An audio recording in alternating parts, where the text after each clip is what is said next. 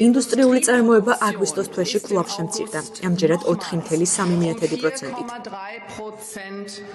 საავტომობილო სექტორში წარმოება თითქმის 20%-ითაა შემცირებული. ეს არ არის უბრალოდ რეცესია, ეს არის კოლაფსის მომასწავებელი მაჩვენებლები. თვიდან თვემდე იზრდება უმუშევრობის დონეც. ათობით ათასი სამუშაო ადგილი იკარგება სამრეწველო სექტორში.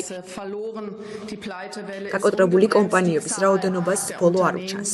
გადახდის უუნარობის შესახებ განცხადებები კრიტიკულ ნიშნულს უახლოვდება. წლის ბოლომდე მოსალოდნელია, რომ 22,000 კომპანია გაკოტრდება, ხოლო მიმდინარე წელს 22,000 კომპანია გადახდის უუნაროდ გამოცხადდება. ეს დღეში 60 კომპანიის დახურვას ნიშნავს. ბატონო კანცლერო, ვიცი, რომ თქვენ ამ ინფორმაციის გააზრება არ გსურთ, ამიტომაც არც მისმენთ. სხვა სიტუაციებისგან განსხვავებით დღეს თქვენ აქ იმყოფებით და არ განვიხართ, როდესაც ოპოზიცია საუბრობს. ამიტომ აუცილებელია ეს ინფორმაცია მოისმინოთ, რადგან სხვა შემთხვევაში ამ პრობლემის მოსაგვარებლად თქვენ არასდროს არაფერს აკეთებთ.